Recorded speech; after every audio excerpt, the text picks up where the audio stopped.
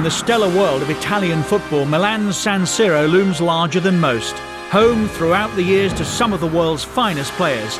Yet one man has come to symbolise one half of the city more than any other. You're talking about a symbol, you're talking about a player who represents an era, and you're talking about someone who should be imitated. Few players can boast of a career spanning 3 decades at the very highest level. Fewer still are loyal to just one club. His association with the club is a fairy tale, really. One of the finest defenders football has ever produced, this true legend of the game has become the very embodiment of this truly legendary club. He's a real Rossonero. His soul belongs to Milan. The club, of course, is AC Milan, and the player is Paolo Maldini.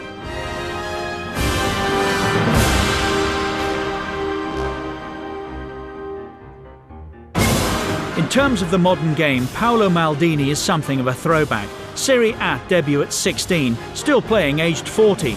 More than 1,000 career appearances, capped 126 times by his country. Ability, agility, strength and spirit. Nearly 30 years at the very highest level in one of football's toughest leagues. Undeniably a giant of the game.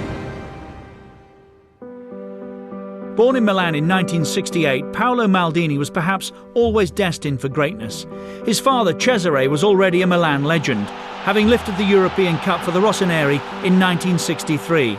Initially, however, the young Paolo's attention was drawn towards Turin. I used to really like Juventus back then. I watched the Italian team in the 1978 World Cup in Argentina, and that side was mainly made up of Juventus players. He used to have a poster of Bettega. I remember in his bedroom there was a big poster of Bettega. I was the one who gave it to him. The allegiance was not to last. At the San Pio Oratory, the young Paolo enjoyed playing in goal, though his talent as an outfield player was all too obvious. A question posed by his father unwittingly created one of football's most enduring relationships. Paolo would forever be linked with Milan. Obviously, I spent my whole life in the Milan shirt. And even today, I'm a big Rossonero. But I asked him if he wanted to go for a trial with Milan, the Rossoneri, or with Inter, the Nerazzurri. Paolo immediately said, no, Milan. I want to try out for Milan.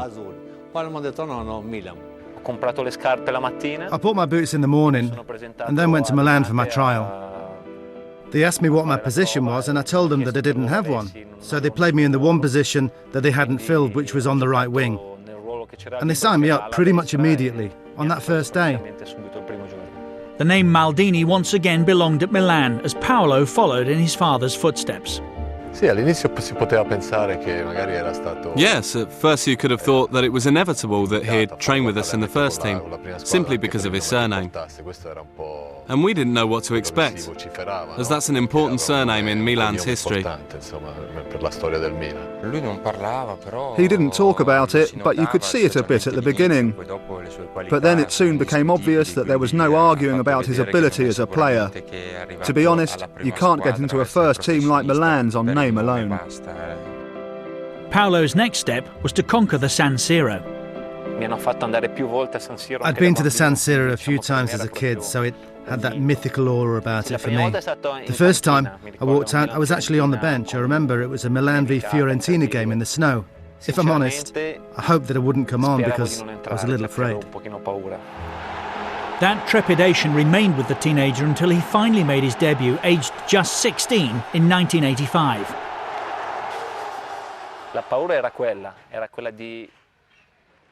That was scary, but the idea was always to be good enough to play at that level.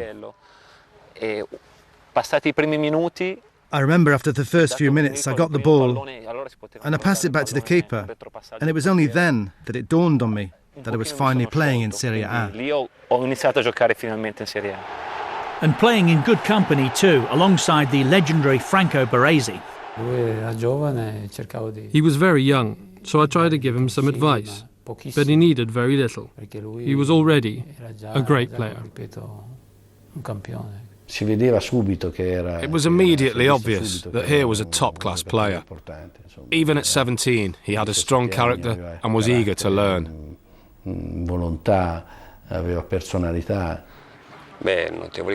His notable qualities were his physical strength and his running. Playing at full-back, he managed to make the left wing his own and made everything look so easy in his own unique way.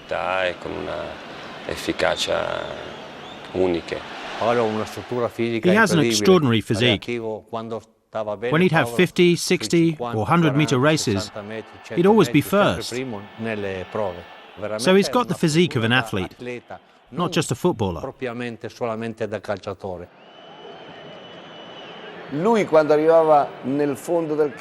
When he got up the field, he didn't just kick the ball anywhere, he'd cross it perfectly to a teammate.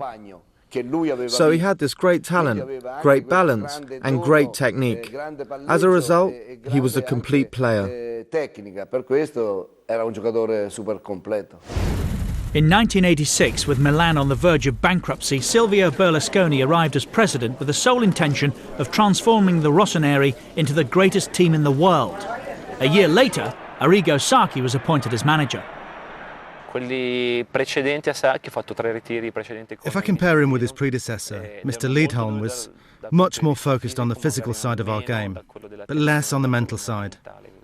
Sacchi taught us to be unbelievably focused, to think about football all the time, and it was very stressful.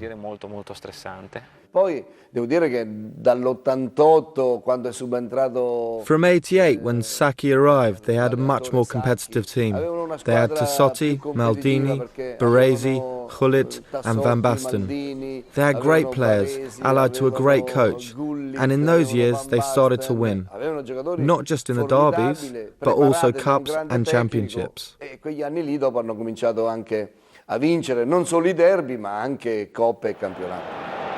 As the rest of the world looked on in envy, somewhat unusually, it was not only the forwards who attracted all the attention. The spine of that team was very important. The defence was extremely strong. We managed to become a very well-drilled unit.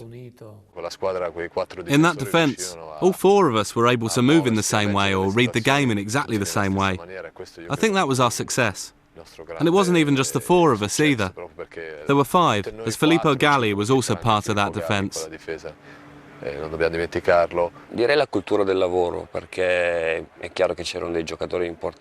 was the culture of hard work. Obviously we had good technical players like Gullit and Van Basten, but we had a strong Italian spine led by Baresi, Maldini, Costa Curta, Tassotti, Donadoni and Ancelotti. Very important players who were also top class.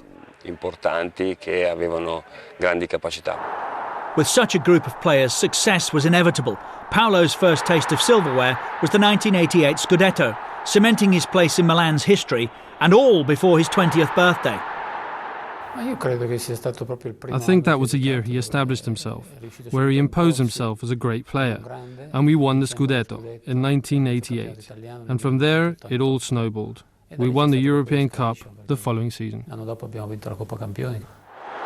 20 years had passed since Milan's last European Cup final. Now Star Bucharest stood between them and glory. It was great. It was my first final in it. Had something that these days is probably impossible. A stadium filled with red and black, up against maybe 300 or 400 Steaua fans. It was an incredible sight, not to mention the level of support we received. As soon as we saw that stadium, we knew that we couldn't lose the game.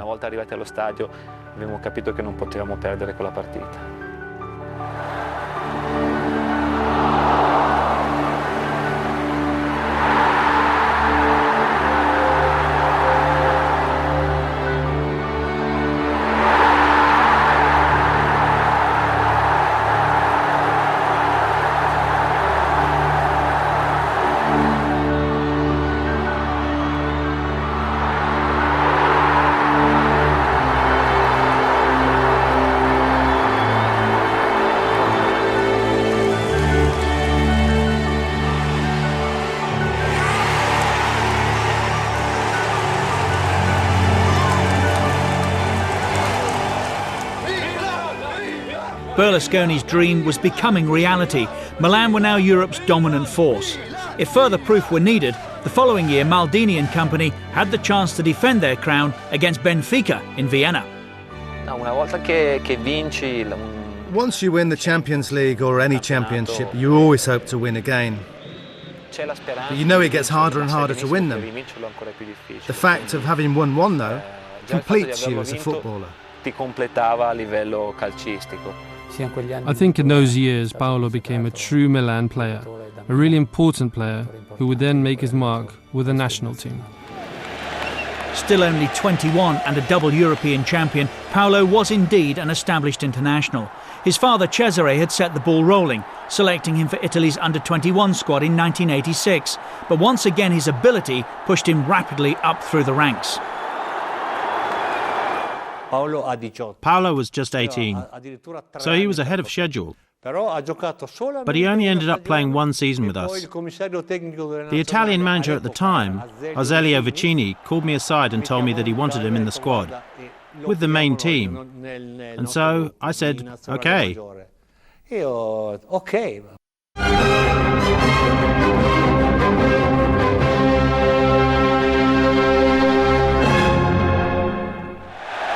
Paolo's first full international tournament was Euro '88, where Italy reached the semi-finals, only to lose to the USSR.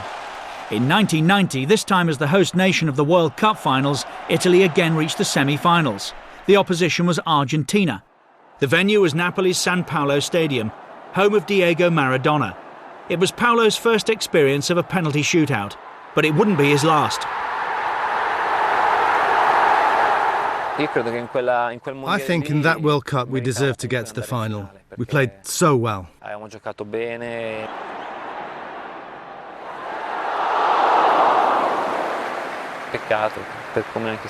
It's a shame how it all turned out. It was a real disappointment, as we did have the side to win a World Cup back then.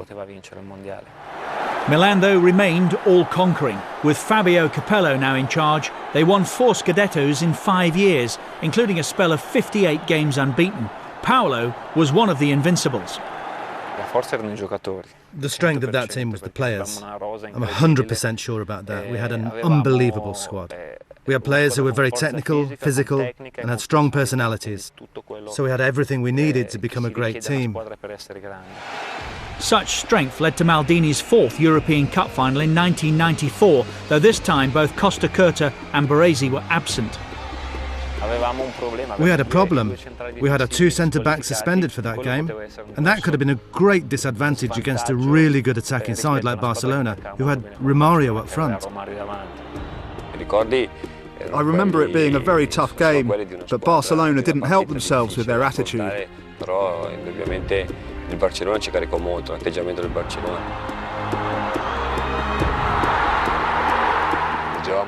They were treating the game as if it would be a stroll in the park, rather than a Champions League final against a team who'd already proven how good we were over the previous years.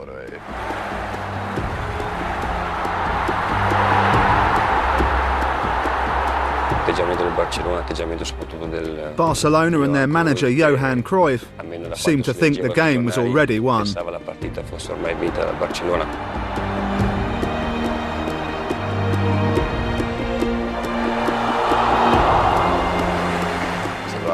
One of their directors had his photo taken with the cup before the game. We read the papers. We were gobsmacked.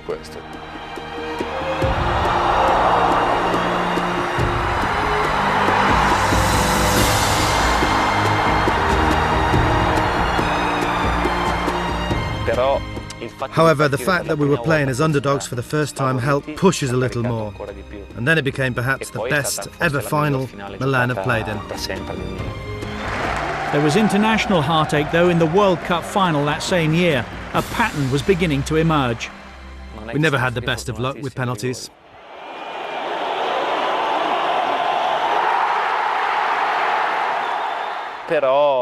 However, this time I think we came up against a side like Brazil who had actually played better than us throughout the tournament. And they deserved to win it on the day too. For Baresi, it was almost the end. The captain's armband was passed to Maldini. 2 years later, spirits were high in the Italian camp as Maldini led his country into Euro '96 in England. Reunited with his former mentor, Arrigo Sacchi, Paolo revelled in the captaincy.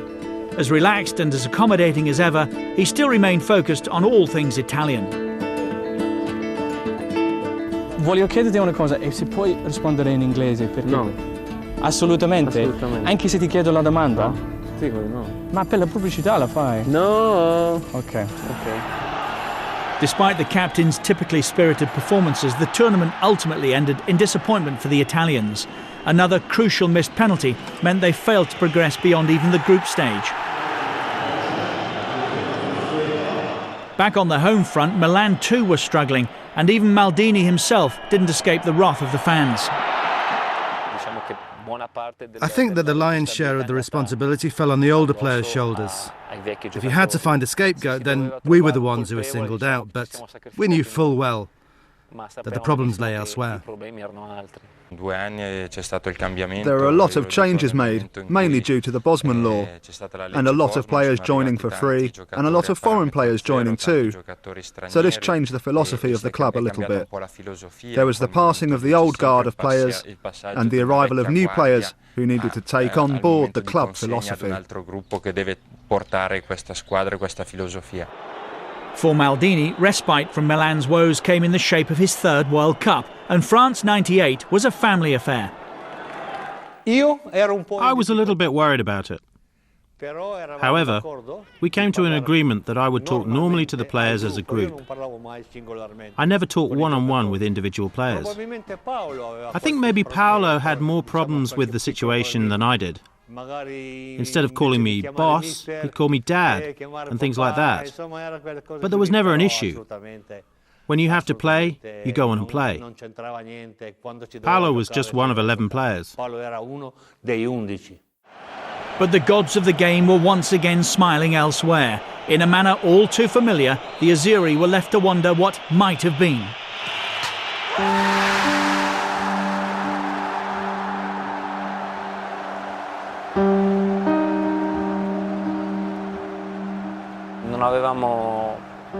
I don't think we were as strong as the sides in '94 and '90, but even then, if it wasn't for that defeat against France, we would have been up against Croatia in the semi-finals, and the door to the final would have been wide open.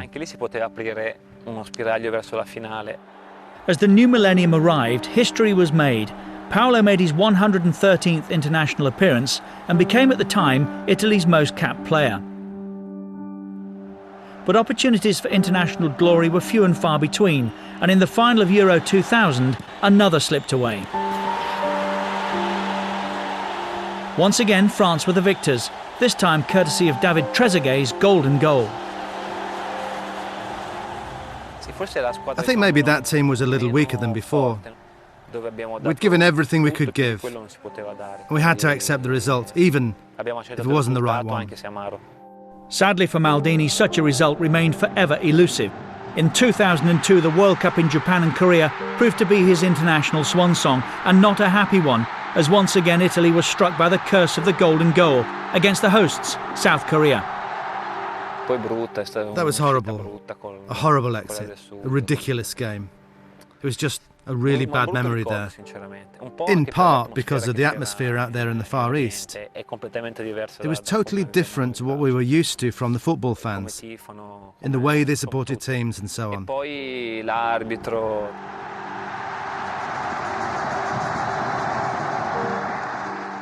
And then there were the problems with the referee.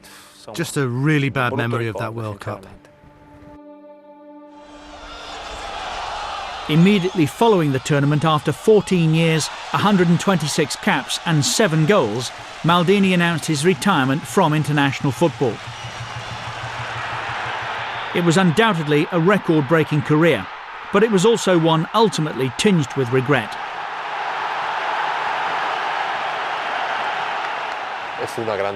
It was a great disappointment for him. Paolo never achieved what he should have done with the national team, even if he did get to a final. In all the World Cups I played in, Italy have always been one of the main contenders. But there is such a small difference between winning and losing. At international level, I think Paolo has been one of the all-time greats. Not just in Europe either. He's known all over the world for his ability, his bravery, and the way he handles himself. Italy's loss was Milan's gain. The captain returned to his club, determined to lead them back to European glory. Defeats in 1993 and 95 had not been forgotten, and the Champions League final of 2003 brought together two of Italy's biggest clubs. It had been a long time since we were one of the big hitters in the Champions League, so we immediately realised the importance of the occasion. The final went to penalties.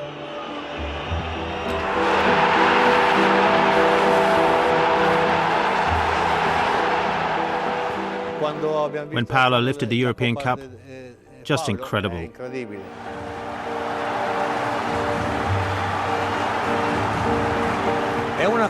It's something exceptional for both of us to have lifted the European Cup. And then both of us doing it in England too.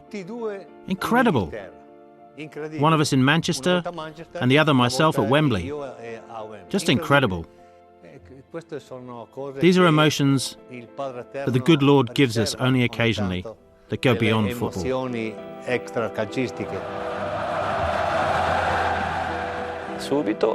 They are the moments when I think that Milan is the best club in the world, when there's something to win, and I know that we've lost on occasions, but when the opportunity to win is there, we generally take it.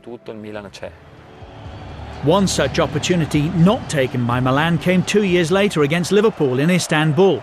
Paolo's 7th European Cup final saw him make his mark early in one of the most astonishing finals ever.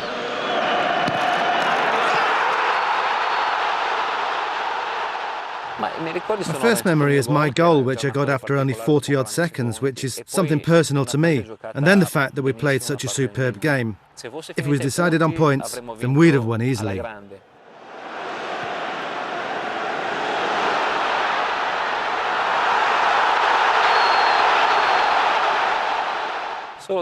But I'm afraid fate wasn't with us that day. The second half saw Liverpool stage an incredible comeback. From 3-0 to 3-3 in 6 remarkable minutes. Apart from that short period in the second half, when they scored 3 goals, Milan were much the better team, physically and tactically. And I have to say that the way the game finished left a really bitter taste in the mouth. But as a team, we couldn't say anything, as we played the near-perfect game. 2 years later, in Athens, Milan were out for revenge. Destiny can give you some bitter surprises as well as some good ones. We had everything to lose against Liverpool, as they'd already beaten us once. If they'd beaten us again, then they really would have killed us off. But we drew on all our strength to beat them. A 2-1 win brought Paolo his 5th European Cup.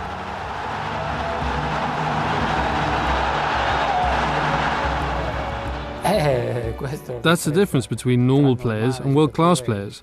Paolo Maldini managed to win the Champions League at nearly 39 years old, because he is an incredible athlete and an exemplary professional.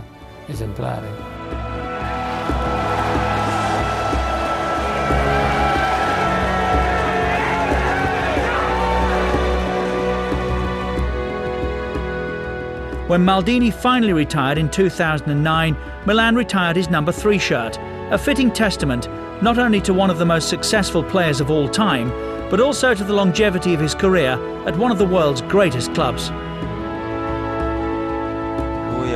He flies the flag for his club like very few captains can. So for all the players who come here, even Ronaldinho, one of the last big names to sign, they all want to see Maldini.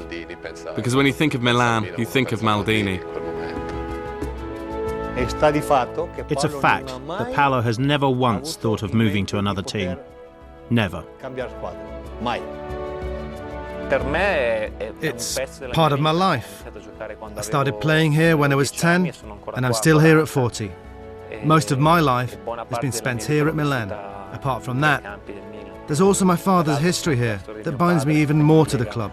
so it's definitely a huge part of my life.